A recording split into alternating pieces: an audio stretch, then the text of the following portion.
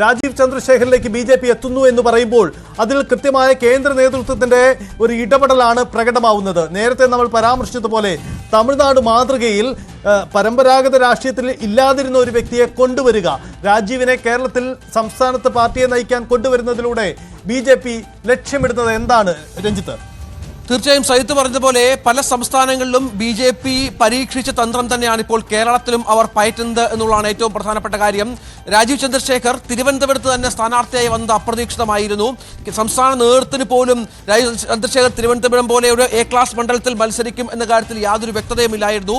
ഇപ്പോൾ ഏറ്റവും ഒടുവിൽ BJP സംസ്ഥാന അധ്യക്ഷ സ്ഥാനത്തേക്ക് രാജീവ് ചന്ദ്രശേഖർ കടന്നു വരികയാണ്. കഴിഞ്ഞ ഒരു മാസമായി ഇതുമായി ബന്ധപ്പെട്ട ചില സൂചനകൾ അദ്ദേഹത്തിന് കേന്ദ്ര നേതൃത്വം നൽകിയിരുന്നു എന്ന് വേണം മനസ്സിലാക്കാൻ.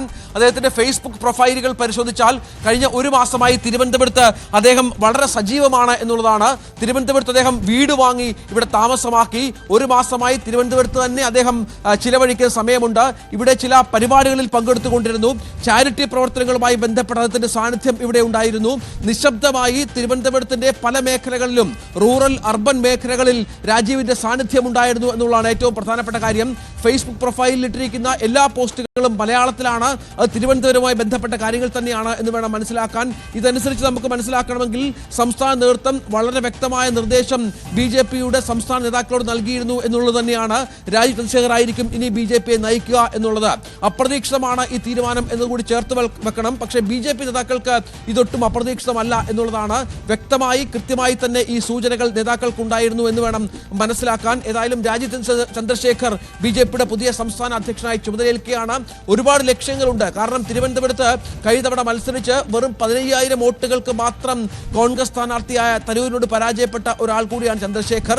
വളരെ കുറഞ്ഞ സമയം മാത്രം തെരഞ്ഞെടുപ്പ് പ്രചരണ രംഗത്ത് അദ്ദേഹത്തിന് ലഭിച്ച ഒരു പശ്ചാത്തലം കൂടി ഉണ്ടായിരുന്നു.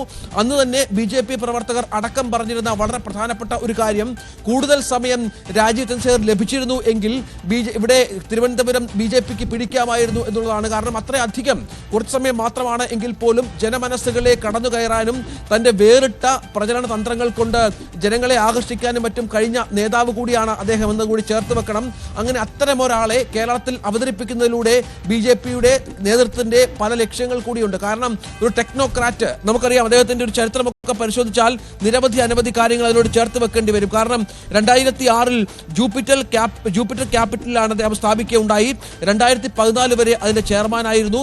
2001 മുതൽ സ്വതന്ത്ര MP ആയാണ് വിവിധ രാഷ്ട്രീയ കക്ഷികളുടെ പിന്തുണയാണ് അദ്ദേഹം രാജ്യസഭയിലേക്ക് ആദ്യം എത്തുന്നത്. 2006 അദ്ദേഹം BJPയുടെ ഭാഗമായി മാറുന്ന പശ്ചാത്തലമുണ്ട്. 2018 പൂർണ്ണ BJP പ്രവർത്തനായി അദ്ദേഹം മാറുകയും മറ്റും ചെയ്യുന്നത്. 2016 മുതൽ 2018 വരെ കർണാടകയെ പ്രതിനിധീകരിച്ച് സ്വതന്ത്ര രാജ്യസഭാംഗമായി മാറി. ഇന്ത്യ ടുഡേ 2017 തെരഞ്ഞെടുത്ത ഇന്ത്യയിലെ ഏറ്റവും ശക്തരായ വ്യക്തികളിൽ 41ാം സ്ഥാനം അലങ്കരിച്ചിരുന്നു. നമുക്കറിയാം അദ്ദേഹത്തിന്റെ ജന്മം ഗുജറാത്തിലാണ്. 1964 ഗുജറാത്തിലാണ്. മോദിയുടെ ആദർശങ്ങളോട് താതാത്മ്യം പ്രാപിച്ച അല്ലെങ്കിൽ അതുമായി ആകൃഷ്ടനായാണ് അദ്ദേഹം രാഷ്ട്രീയത്തിലേക്ക് കടന്നു വരുന്നത് എന്ന് പലപ്പോഴും പറഞ്ഞ പശ്ചാത്തലം കൂടിയുണ്ട്. ഏഷ്യാനെറ്റ് ന്യൂസ്, സുവർണ ന്യൂസ്, കന്നഡ പ്രഭ തുടങ്ങിയ മാധ്യമ സ്ഥാപനങ്ങൾ അദ്ദേഹത്തിന്റെ കീഴിൽ വരുന്ന ജൂപ്പിറ്റർ ക്യാപിറ്റൽസിന്റെ കീഴിൽ വരുന്ന സ്ഥാപനങ്ങൾ കൂടിയാണ് എന്നുള്ളതാണ്. ഇത്തരത്തിൽ ഇത്തവണ നമുക്ക് 2001 മുതൽ അദ്ദേഹം നരേന്ദ്രമോദി മന്ത്രിസഭയിൽ അംഗമായിരുന്നു. സഹമന്ത്രിയായി ഉണ്ടായിരുന്ന ഒരാൾ കൂടിയാണ്. അങ്ങനെ മോദിയുടെ വിശ്വസ്തനാണ്. നരേന്ദ്രമോദിയുടെ നിർദ്ദേശമനുസരിച്ച് ലോകരാജ്യങ്ങളിൽ പല ഡെലിഗേഷൻസിനും രാജീവ് ചന്ദ്രശേഖർ പോകാറുണ്ട് എന്നതും ഏറ്റവും പ്രധാനപ്പെട്ട കാര്യമാണ്. അങ്ങനെ BJP ഒരു പുതിയ മുഖത്തെ കേരളത്തിൽ അവതരിപ്പിക്കുകയാണ്. ഒരു ടെക്നോക്രാറ്റ് കൂടിയായ വ്യക്തിയെ അവതരിപ്പിക്കുന്നതിലൂടെ പുതിയ വോട്ടർമാർ, നവ വോട്ടർമാർ, ചെറുപ്പക്കാരായ ആളുകളെയൊക്കെ പാർട്ടിയിലേക്ക് ആകർഷിക്കുക എന്ന വളരെ പ്രധാനപ്പെട്ട ഒരു കാര്യം കൂടിയുണ്ട്. ഒരുപക്ഷെ സംസ്ഥാനത്തെ സമുദായ നേതാക്കൾക്കും അംഗീകരിക്കാവുന്ന ഒരു പേര് കൂടിയാണ് എന്നതുകൂടി ഇതിനോട് ചേർത്ത് വെക്കേണ്ടി വരും. NSSും SNDPയും ഒരു പരിധിവരെ രാജീവ് ചന്ദ്രശേഖറിനൊപ്പം നിന്ന പശ്ചാത്തലമുണ്ട്. തെരഞ്ഞെടുപ്പ് കാലത്ത് അദ്ദേഹത്തോട് ചേർന്ന് നിന്ന ആളുകൾ തന്നെയാണ്. അങ്ങനെ മുഴുവൻ എല്ലാ സമവാക്യങ്ങളും പരിശോധിക്കുമ്പോൾ BJPക്ക് കേരളത്തിൽ ഉയർത്തിക്കാട്ടാവുന്ന വളരെ പ്രധാനപ്പെട്ട ഒരു മുഖമായി അദ്ദേഹം മാറുകയും അങ്ങനെ സംസ്ഥാന അധ്യക്ഷ സ്ഥാനത്തേക്ക് അദ്ദേഹം അപ്രതീക്ഷിതമായി എത്തുകയുമാണ്. ഇവിടെ നമ്മൾ പരിശോധിക്കേണ്ടത് ഇനിയുള്ള മറ്റ് BJP നേതാക്കളുടെ പ്രതികരണവും നീക്കങ്ങളുമാണ്. കേഡർ സംവിധാനം നിലയിൽ പരസ്യമായി ഇത്തരം പ്രതികരണങ്ങൾ ഉണ്ടാവില്ല എങ്കിൽ പോലും ദേശീയ നേതൃത്വത്തിന്റെ രീതി അനുസരിച്ച് അവരുമായി രാജീവ് ചന്ദ്രശേഖരുമായി ചേർന്ന് പോകാൻ നേതാക്കളൊക്കെ തയ്യാറാകുമോ എന്നതുകൂടിയാണ് ഇനി കാത്തിരുന്ന് കാണേണ്ടത്. ചില പൊട്ടിത്തെറികളൊക്കെ പ്രതീക്ഷിക്കുന്ന പശ്ചാത്തലം കൂടി ഇതിനോട് ചേർത്ത് വെക്കണം. കാരണം പല പേരുകൾ സജീവ രാഷ്ട്രീയത്തിലുള്ള പല പേരുകൾ നേരത്തെ ചർച്ച ചെയ്യപ്പെട്ടിരുന്നു. ശോഭാ സുരേന്ദ്രനായിരുന്നു പ്രധാനപ്പെട്ട വ്യക്തികളിൽ ഒരാൾ.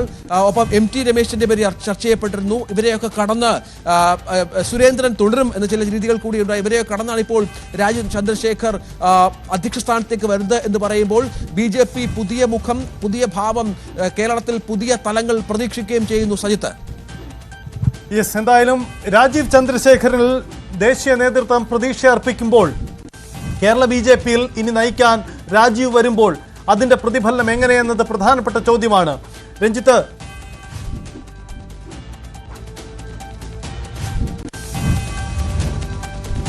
യെസ്, രഞ്ജിത്തിലേക്ക് വരാം. വിനോദ് റെഡിയാണ്. വിനോദ്, പുതിയ വിവരങ്ങളോ പുതിയ അപ്ഡേറ്റുകളോ അവിടുന്ന് ലഭ്യമാവുന്നുണ്ടോ?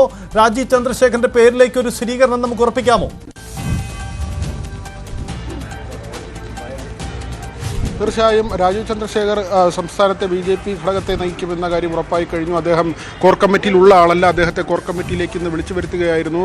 അദ്ദേഹത്തിൻ്റെ പേര് പ്രഖ്യാപിക്കും. അത് അല്പസമയത്തിനുള്ളിൽ ആ നടപടി ഉണ്ടാകുമെന്നാണ് നമ്മൾ മനസ്സിലാക്കുന്നത്. ഏതായിരുന്നാലും സൈത്ത് വലിയൊരു ധ്രുവീകരണം, അതായത് പാർട്ടിയിൽ പുതിയ ശാക്തിക ചേരി ഉണ്ടാകുന്നു എന്നത് തന്നെയാണ്.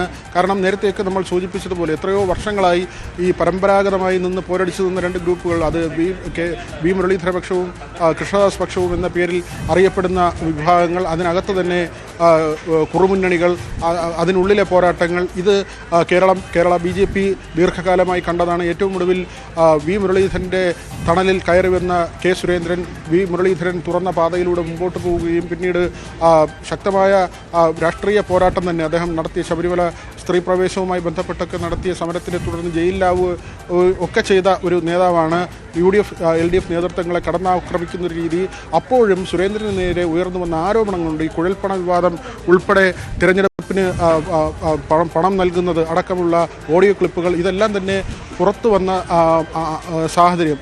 പലവിധ ആരോപണങ്ങൾക്ക് പുറമേ ഈ പാർട്ടിക്കുള്ളിൽ നിന്ന് നേരിടേണ്ടി വന്ന ശത്രുത, പല നേതാക്കളും കേന്ദ്ര നേതൃത്വത്തെ സമീപിച്ച സാഹചര്യം, ഇതെല്ലാം തന്നെ സുരേന്ദ്രനെ സംബന്ധിച്ച് അത്ര സുഖകരമായി പാർട്ടിക്കുള്ളിൽ സഞ്ചരിക്കാൻ കഴിഞ്ഞിരുന്നില്ല. പക്ഷേ ഒരു വശത്ത് വോട്ട് വിഹിതം വർദ്ധിപ്പിക്കുന്ന ഒരു പ്രസിഡന്റായി മാറിയിരുന്നു.